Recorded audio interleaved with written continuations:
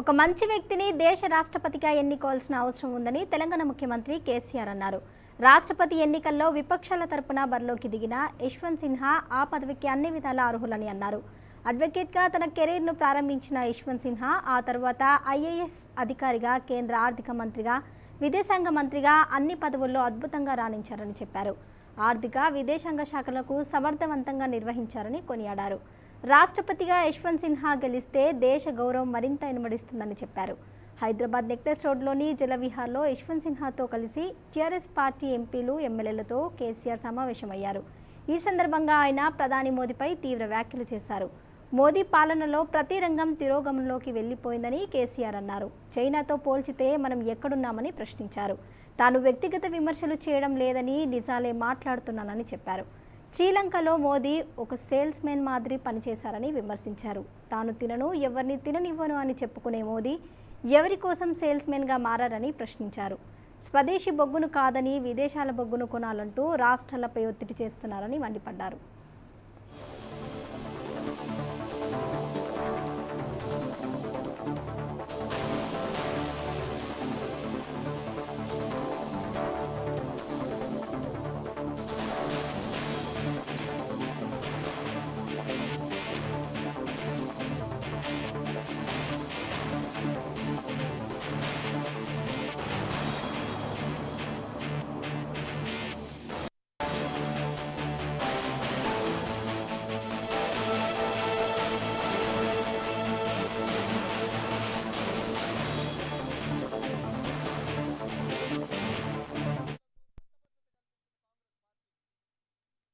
को मिलता है इस देश में।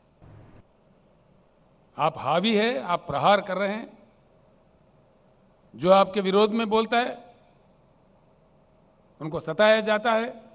लोकतंत्र का खात्मा कर रहे हैं आप, लोकतंत्र का हत्या कर रहे हैं। राज्यों के सरकार को गिराने में आप व्यस्त है। अब तक नौ सरकार आपने गिराई है, यह आपके रिकॉर्ड में है। इसका नतीजा क्या हो रहा है? किसी भी तरफ देखो बेहाल हिंदुस्तान। किसान परेशान, जवान परेशान, नौजवान बेरोजगार परेशान, उद्योगपति परेशान। कौन खुश है आपके सरकार से? सिवाय आपके भाषणबाजी के, सिवाय आपके झूठे प्रचार के, आपके अखबारी विज्ञापन से कौन खुश है? हकीकत जानने की कोशिश कीजिए। मैं आपसे मांग करता हूं, माननीय प्रधानमंत्री जी, भाइयों, मैं आपको एक बात जरूर बताना चाहूंगा। नरेंद्र मोदी जी 15वां प्रधानमंत्री है इस देश का। He is the 15th prime minister of India. इनसे पहले 14 प्रधानमंत्री और बने थे। किसी के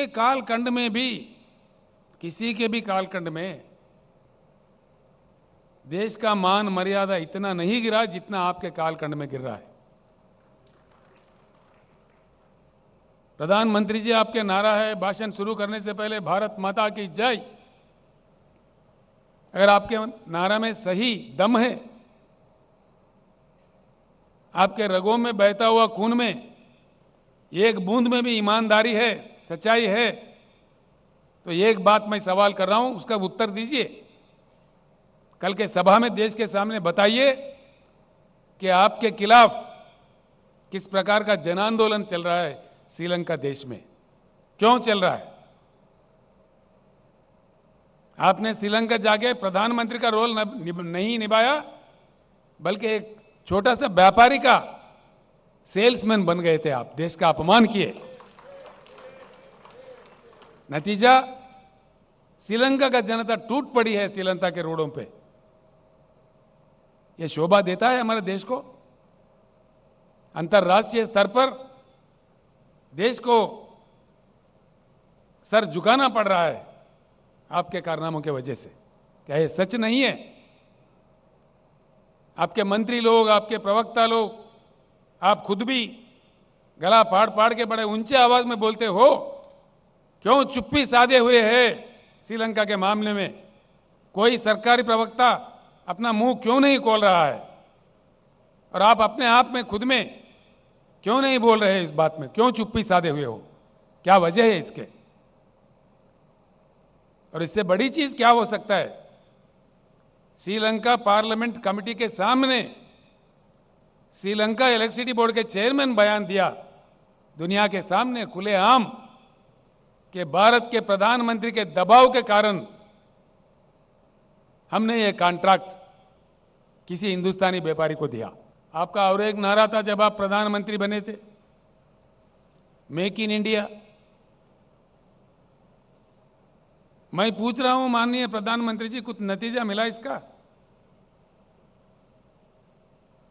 आपके डर से, आपके रवैया से, आपके नीतियों से पूंजीपति अपने निवेश को वापस लेकर देश से भाग रहे हैं।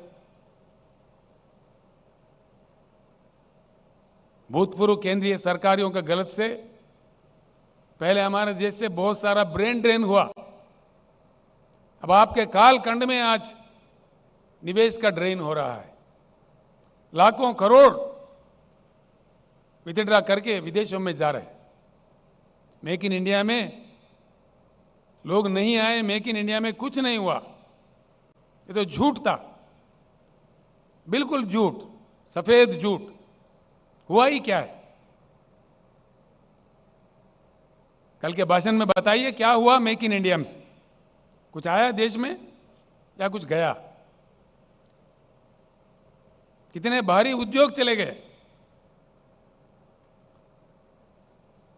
कितने श्रमिक रोडों पे आ रहे हैं आपके गलत नीतियों के कारण से।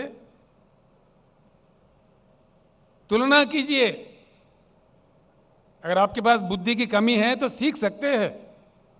हमारे बगल में हिमालय के उस पार रहने वाले चाइना में क्या हुआ? वहां बातें कम, काम ज्यादा, अच्छा नतीजा। यहां हमारे पास बातें ज्यादा, काम कुछ नहीं, गलत नतीजा। मेक इन इंडिया को लेके चाइना में किस प्रकार का क्रांति आया, कितने उद्योग आया, कितने निवेश आए। माओ साहब के दौर तक चाइना गरीब से गरीब था, उनका जीडीपी हमसे कम था। आज 16 ट्रिलियन इकोनॉमी से, 16 ट्रिलियन डॉलर इकोनॉमी से चाइना है। आपने देश का मजाक उड़ा दिया 5 ट्रिलियन इकोनॉमी का ख्वाब दिखा के। 5 ट्रिलियन ही मजाक था। अपने आप में हासिल होने वाला प्रगति को आपने आपका प्रचार कर लिया 5 ट्रिलियन इकोनॉमी का। खैर ठीक है, वो 5 ट्रिलियन में भी पहुंचेंगे हम लोग। आज कहां पे है हम लोग? हमारे से बुरा हाल रखने वाला चाइना, हमारे से कम जीडीपी रखने वाला चाइना, हमारे से कम कल्टिवेबल एरिएबल लैंड रखने वाला चाइना आज कहां है? 16 ट्रिलियन इकोनॉमी से आज हम कहां हैं? 3.1 ट्रिलियन डॉलर पे है हम लोग आज। इसी रफ्तार से अगर हम चले, आपके बताए हुए 5 ट्रिलियन पे भी पहुंच पाएगा हिंदुस्तान? कभी नहीं, यह असंभव है। आपके कालखंड में तो देश में हर चीज गिर गया, जीडीपी क्रैश। ये मेरा नहीं, सरकारी फिगर से। ఇవి బులెటిన్ అప్డేట్స్ కొనసాగుతూనే ఉంటాయి, చూస్తూనే ఉండండి 99 టీవీ।